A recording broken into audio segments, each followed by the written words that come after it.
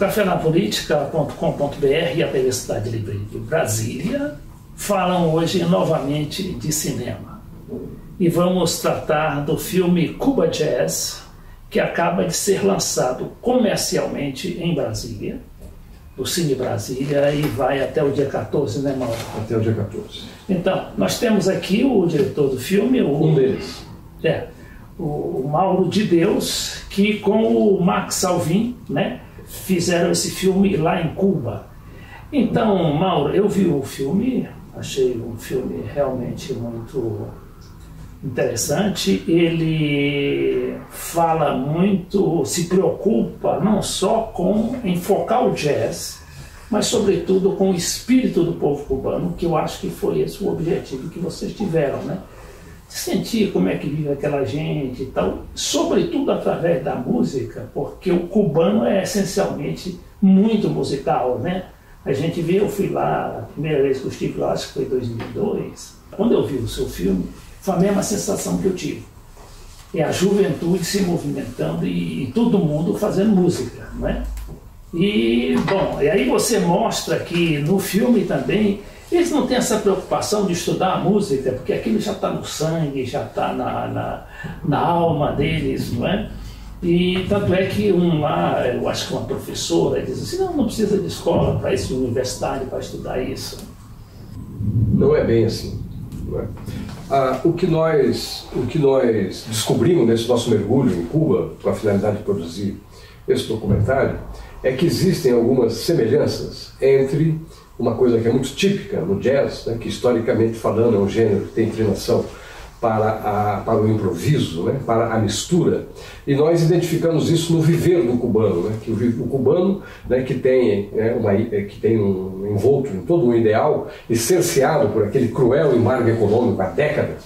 Isso levou os cubanos a também improvisarem na vida, né? Então a vida em Cuba é um constante, cotidiano, reinvenção e improviso.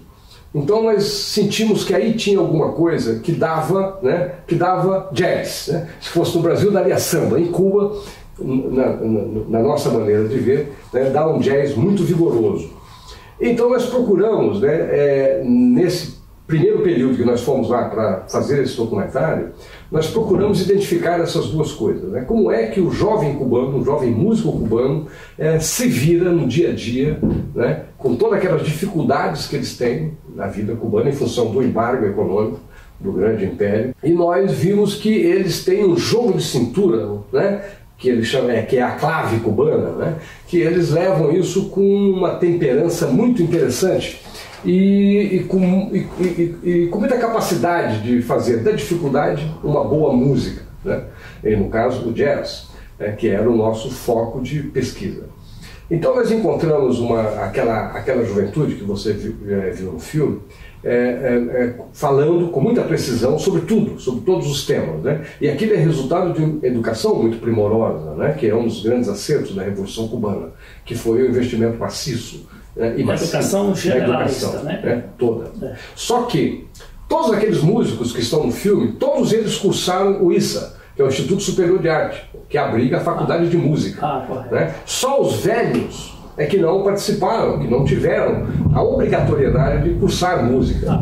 Então nós temos ali uma geração, toda ela, né, oriunda da Escola de Música de Cuba, que você vê que no filme surge aquela discussão que nós não sabíamos quando chegamos em Cuba, da necessidade, primeiro a necessidade de estudar música para poder ser um profissional de música em Cuba. Isso é uma exigência legal. E a outra coisa é que não há na escola de música, né, o ensino da música popular cubana ou mesmo do jazz. É um ensino totalmente eurocentrista, né, calcado na música clássica. E isso dá aquele embate muito interessante no filme, onde um dos músicos, num determinado momento, da velha guarda, contesta, dizendo, e faz falta. Agora, internacionalmente, como é que é recebido o jazz cubano? Nós lançamos o Cuba Jazz como uma forma de devolver a generosidade com que os músicos cubanos nos acolheram. Nós escolhemos lançar o Cuba Jazz no festival do Nuevo Cine Latino-Americano de Havana, agora em dezembro de 2016. Lá no próprio festival, nós que tivemos uma acolhida muito interessante, tivemos 2 sessões no Festival de Cinema e uma sessão no Festival Jazz Plaza, que ocorre ao mesmo tempo do Festival de Cinema. E lá no Festival de Cinema, nós fomos abordados pelos organizadores do Festival de Roterdã, na Holanda, e pelo organizador do Festival de Hamburgo, na Alemanha. Então levou o nosso filme para lá, para esses 2 países na Europa, e fizemos o lançamento no Brasil, formalmente, o ano passado, no dia 28 de julho, no Festival do Festival do Cinema Latino-Americano de São Paulo. Foi uma sessão que acontece, o festival acontece todo ano na praça do Memorial da América Latina, ao ar livre, numa noite muito fria de julho, e tivemos um público de mais ou menos 1.900 pessoas presentes, e o resultado para nós, diretores, é que acertamos, porque gostaram muito e aplaudiram, inclusive, no meio do filme, aplaudiram de pé, né, e nos deixou isso muito comovidos e muito emocionados. E aqui em Brasília também? Aqui em Brasília fizemos logo em seguida um lançamento também no Cine Brasília, ainda em agosto do ano passado, numa sessão para convidados, né? Porque nós estamos descobrindo, Leite, que o difícil não é fazer cinema. O difícil é distribuir o filme, é vender o filme. Então nós estamos, agora que nós encontramos um produtor que se interessou. Esse é realmente o frustrante da coisa, né? Porque tem muito filme, tem muita coisa boa por aí, mas que não consegue distribuição. Não consegue. Nós conversamos com dois distribuidores já, no ano passado, e os 2 distribuidores de porte médio para grande, distribuidores são nacionais, mas que trabalham com o mercado internacional de cinema, e eles não quiseram sequer ver o filme. Primeiro, documentário, já torceram o nariz. Segundo, qual é o título? Cuba Jam. Não quiseram nem ver o filme. Agora nós encontramos uma empresa que se interessou. Isso é igual o autor quando vai atrás de uma editora para editar um livro, coitado. Muito semelhante. Muito semelhante. Guardando as proporções de que o investimento num livro é bem menor do que o investimento num filme. Isso não significa que o livro seja de só menos importância. Pois é, por falar em investimento, Mauro, o filme é muito bonito. E o filme eu vejo aí que parece que vocês mesmos eram os cameramen, e vocês tinham lá, estava lá você, o Max Alvim e a Joana, né, que é cubana, né, a Joana Graça, que é a produtora. Exato. E é também a curadora do filme. Então, para você fazer esse filme, o investimento, claro que foi o tal do low budget, né, o investimento, o baixo orçamento, né? Sim, foi. É uma produção praticamente familiar, né? O Max Alvim tem uma empresa em São Paulo, que é uma produtora de vídeo chamada Canal I, e ele também tem uma outra empresa com outros sócios, que se chama Link, Laboratório de Inteligência Coletiva, que é uma empresa de consultoria. E ele e os 2 sócios já tinham interesse em produzir um documentário no momento em que eu mostrei os discos que eu trouxe de Cuba, numa primeira ida minha, e ele, pelo que ele ouviu, ele levou os discos para São Paulo, ouviu com esses parceiros dele, então ele achou que eu tinha razão, que aquilo dava um filme. Então nós investimos, e foi uma produção familiar, porque o Max Alvim, o Tuto e o Rogério, que são sócios de Max, todos fomos para Cuba com nossas famílias, que são adolescentes, nossos filhos, né? E então essa foi a equipe. Foi a equipe, né? Os meninos do Max, a menina do Tuto, eles é que seguravam, né? O microfone, o rebatedor de luz. Vocês filmaram digital? Tudo digital. Toda a captação foi feita em digital, numa câmera profissional, uma câmera de cinema, uma Canon, e com outras câmeras pequenas, inclusive com celular, né? Enfim, toda a captação foi digital, né? E o cameraman foi o próprio Max Alvim. O Max começou a vida dele aos 17 anos como assistente de câmera na TV Bandeirantes. Então ele tem uma experiência longa, né, que nota-se o resultado no filme, né? Você viu que a fotografia é estupenda, né? É magnífica. Aquele mar batendo lá no malecão, né? Aí já entram as leituras, né? Aí já entra a nossa formação, né, ao longo da vida, porque ali e o Max principalmente, que é um leitor, que é um fanático por Spinoza, né? Então ele ali tem algumas alegorias, né? Porque o filme começa com o mar batendo e termina com o mar, né? Porque Cuba é uma ilha, né? Então ela está cercada de todas as formas. Sim, a gente vai ter que fazer um pequeno intervalo agora, Mauro. Então vamos ver esse mar como é que é bonito no seu filme, né? Por alguns instantes só.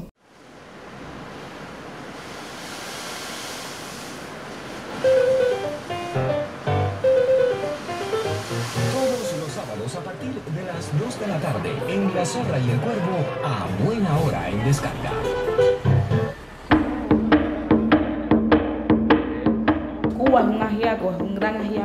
porque es como una olla grande y todo el mundo le echa algo, le echa algo, le echa algo.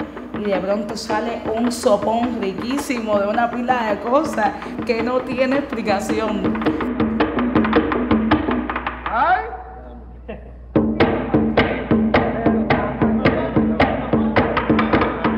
Hace mucho tiempo que se viene haciendo un jazz con personalidad cubana.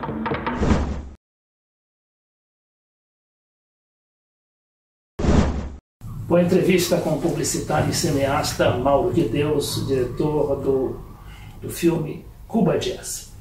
Mauro, o filme realmente ele traz uma proposta nova, né? Inclusive em termos de cinema, né? Tanto é que é um filme de baixo orçamento, mas é um filme bonito também, né?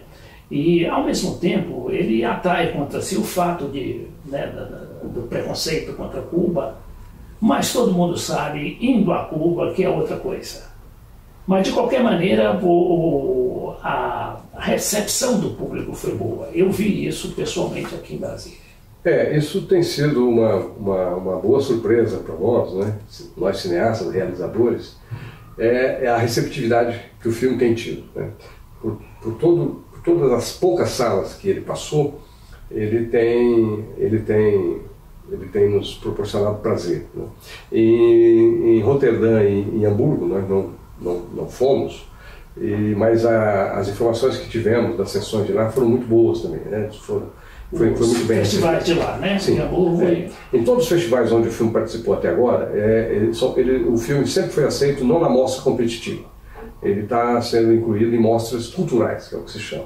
E para nós não tem problema. Nós achamos que temos um filme para concorrer, mas aceitou na mostra cultural também, não tem problema, vamos, com prazer. E vamos. Então tem sido gratificante, Leite, de verdade, ver que o público tem aplaudido. Praticamente em todas as sessões o público aplaude ao final do filme. Em alguns momentos, até no meio do filme, né, quando canta a Daimê Arocena, aquela menina magnífica. A menina tem 22 anos? Quando nós gravamos ela tinha 23, agora deve estar com 27 anos já. Né? Ela está fazendo uma carreira magistral, ela tem uma voz brilhante, né? E ela já fez 2 discos. A partir da nossa entrevista com ela para o filme, né, os 2 filmes são produzidos por um produtor inglês, que também a viu no mesmo momento em que nós assistimos pela primeira vez a Daimê. E então ela vai ter uma carreira muito brilhante, tenho certeza disso, pela qualidade da voz dela e pela pessoa genial que ela é, né? Aquela menina também fez a escola de música. Para você ter uma ideia, nos 2 discos dela, todas as músicas são de composição dela. Ela é a autora, ela é a compositora. Então ela é uma menina de muito talento, né? E você... Cantante, autor, como eles falam, né? E você vê que ela é gaga. Ela é gaga, né? Mas quando canta, ela encanta, né? Ela não tem... Ela tem uma voz que dá inveja àquela Ella Fitzgerald. Eu até brinco dizendo que ela é uma mistura, né, da Ella Fitzgerald com aquela cantora norte-americana também chamada Mahalia Jackson e a Elis Regina, né? Porque ela tem uma maleabilidade na voz dela, que ela vai do grave ao agudo e com as modulações todas. Ou seja, ela é uma grande cantora e o mundo vai conhecer e vai ainda reverenciar muito Daimê Arocena, tenho certeza disso. Pois é, a gente tem uma preocupação aqui nesse canal, nesse espaço também de incentivar, né, a juventude, incentivar também os velhos, né, a usar em matéria nessa área de cinema, de vídeo, né, principalmente hoje com a internet aí, fazendo maior sucesso e as pessoas cada vez mais se engajando. Eu acho que este é um bom exemplo de vocês, né, porque é um exemplo, é um sonho que se torna realidade, né? E não muito caro, digamos assim. Cinema é caro, né? O cinema sempre caro. Mesmo sendo dentro do padrão da Ancine, é um filme de baixo orçamento, mas acaba sendo caro. Mas é uma produção internacional que envolveu 3 viagens a Cuba, equipamento, e lá mesmo contratamos a Joanna Gress, que foi a nossa produtora local, né? Além de ter feito a curadoria comigo. Então ele envolve custos, sim. Agora a internet realmente facilitou, não é, Leite? As tecnologias de informação, ela tem permitido se produzir, né, coisas caseiras, né? E é logo que o camarada faz uma coisa, já quer melhorar, já quer aumentar o padrão de qualidade dele, vai aumentando naturalmente. Mas facilitou muito, né?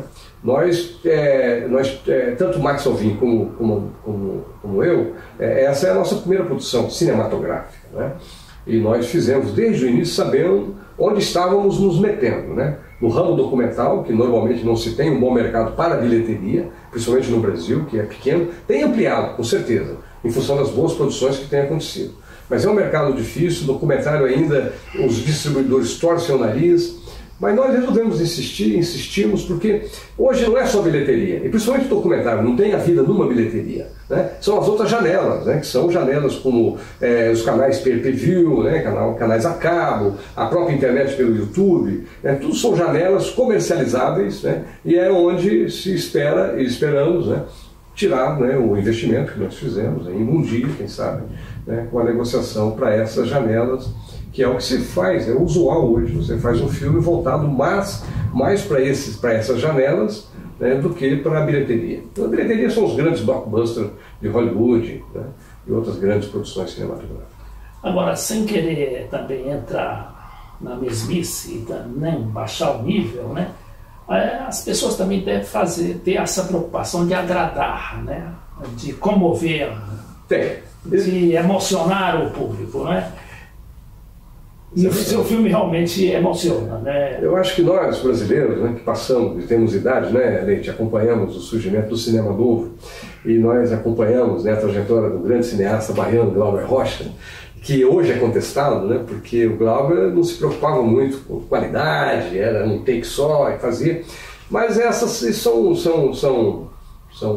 aconteceram, né, e essas coisas vêm sendo derrubadas. Então a busca pela qualidade, principalmente, né, em construir uma narrativa da emoção.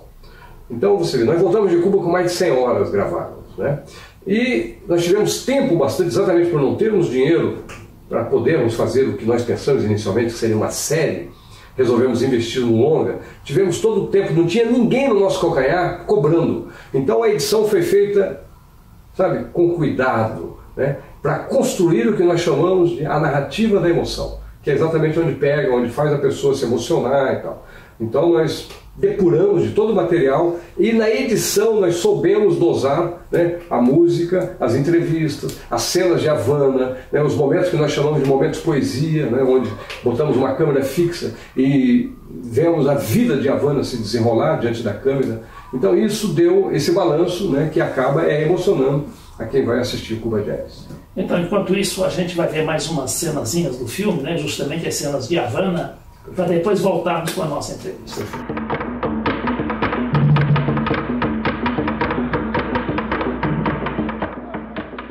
El jazz es la música cuando va a ser creada.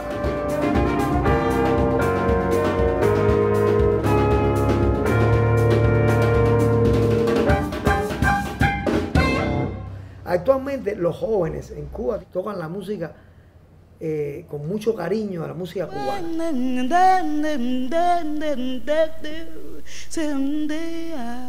Cuando el músico sale, el músico descubre qué es lo que es. Y es, como me decía Maracá, el golpe es traumático.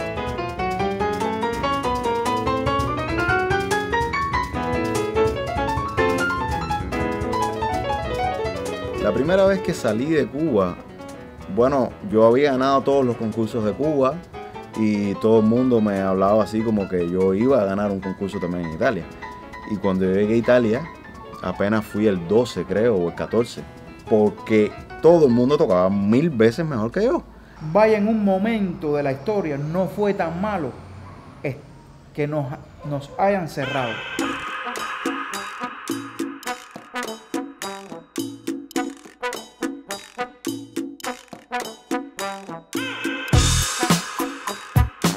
Igual era con las cuerdas de la guitarra, no habían cuerdas. Así que nosotros cogíamos alambres de teléfono, los sacábamos y poníamos las cuerdas. O sea, después de hacer cuerda con cable de teléfono, ¿tú crees que algo peor nos puede? Si estamos vivos, estamos aquí.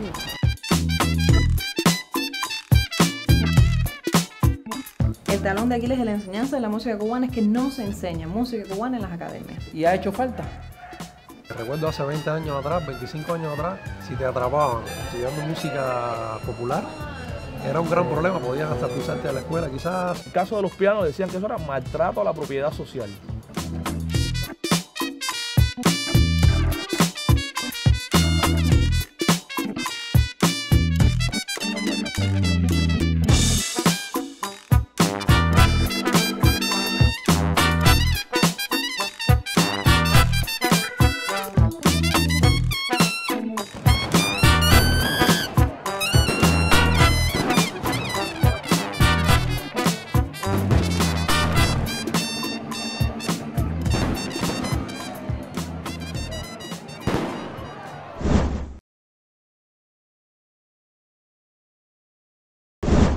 Então, Mauro, nós falávamos sobre cenas de Havana, né? Cenas do cotidiano cubano. Eu me lembro de uma cena lá que o rapaz falando sobre bloqueio, né? Em Cuba é tudo difícil. Imagina a Venezuela como é que não está hoje, né? E Cuba naquela época. E aí ele diz lá que de repente viu que não tinha corda, né? Lá pro... Era um baixo dele? Era... Não, ele é o guitarrista, é o Chicói. Ele é guitarrista. E aí ele não contou conversa, ele foi ao cabo telefônico lá, né, um fio telefônico lá, desencapou o fio e o fio virou corda, não sei como, né, que é outra coisa da... Dos 6 fios no cabo telefônico, 4 servem para cordas de guitarra. Né, isso eu não sabia. Ele que descobriu, eu também fiquei sabendo a partir da fala dele, eu não tinha a menor ideia disso. Pois é, aí futuros cineastas, né, ou aliás, futuros musicólogos aí, né, é uma ideia, né, para, no caso de situação difícil, não ter, ou então você morar longe e tal. Bom, mas isso é uma das descobertas do filme. E agora me impressionou também a preocupação do filme, que é musical, essencialmente musical, mas também mostrar cenas do cotidiano, né? E já começa com aquela que a gente já falou, né? Com o mar ali batendo no Malecón, que é o principal passeio de Cuba.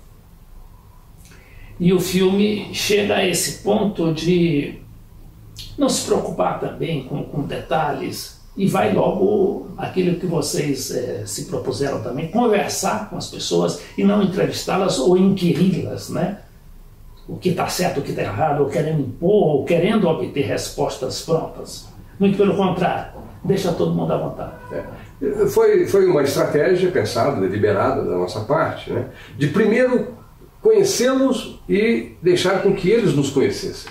Para você ter uma ideia, nós ligamos a câmera pela primeira vez 15 dias depois de termos chegado em Cuba.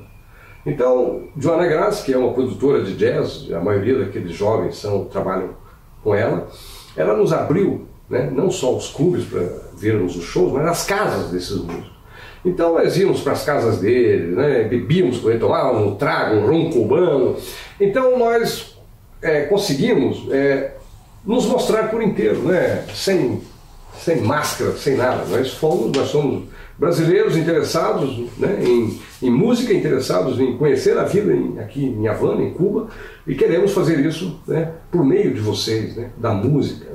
Então eu acredito que ao final nós não fizemos um filme sobre eles, nós fizemos um filme com eles, sobre a vida em Cuba através da música.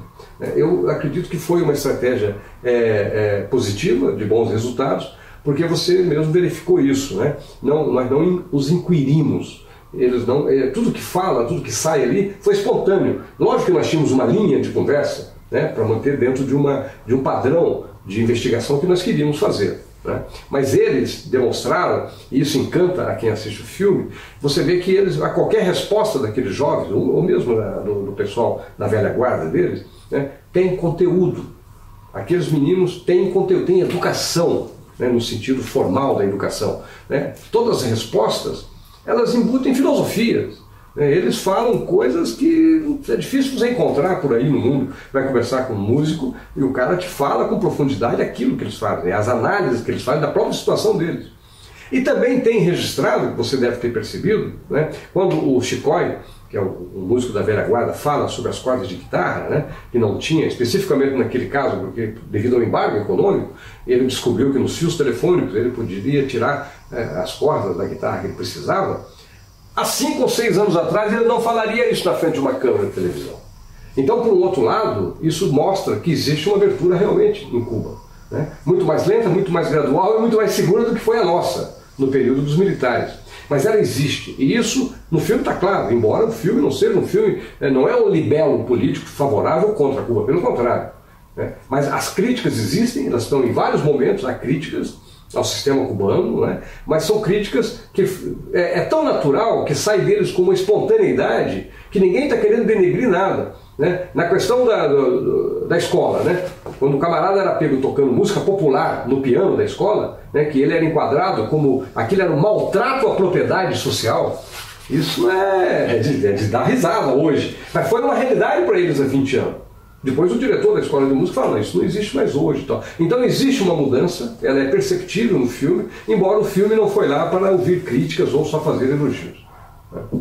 Tá, Mauro, nós estamos chegando ao final e eu deixo a palavra com você, para você falar mais sobre o filme. Ir a Cuba, verificar, né, essa nova cena do jazz cubano, especialmente pela juventude deles que está fazendo um jazz, que é um gênero essencialmente norte-americano, né, e que Cuba, esses jovens cubanos, né, pegaram aquele ritmo e o transformaram, né, e transformaram para melhor. Isso fica claro no filme.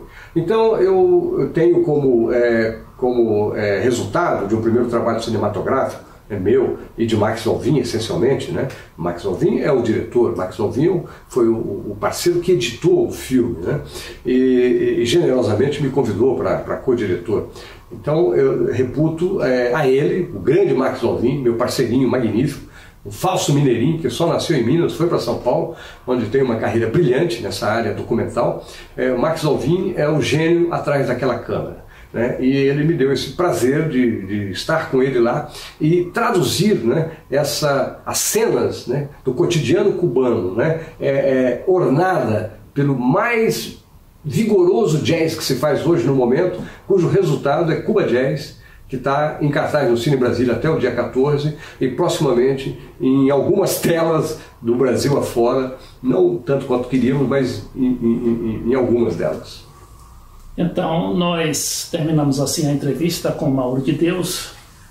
Ele diz co-diretor do filme, né, Cuba Jazz, que tem também como diretor o Max Alvim.